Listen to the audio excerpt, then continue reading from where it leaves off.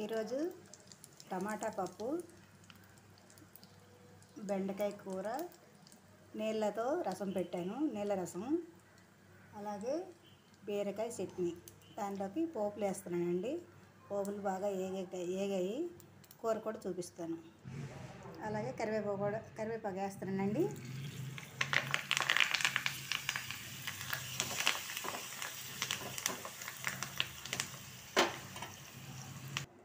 ఇదిగోండి బీరకాయ చట్నీ,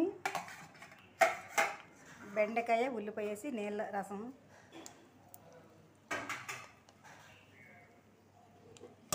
అలాగే టమాటా పప్పు.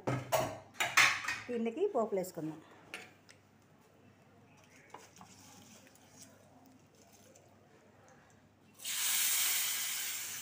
పప్పులో పోపు, రసంలో పోపు, అలాగే పచ్చళ్ళు. లక్ష్మి గారి కిచెన్లో వంటలు రెడీ ఈరోజు.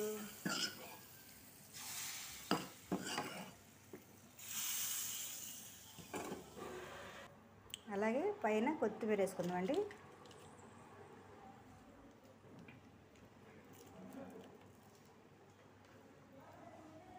చట్నీలు కూడా కొత్తిమీర.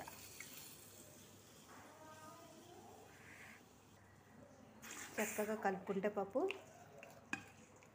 మీరు కూడా చేయండి. టమాటా పప్పు సూపర్గా ఉంటుంది. టమాటా పప్పు కాకపోతే టమాటా పప్పు చేసే విధానం పోస్ట్ పెట్టలేదు. మీకు కావాలంటే కామెంట్లో అడగండి, పెడతాను. నీళ్ళ రసం. ఇది బీరకాయ చట్నీ.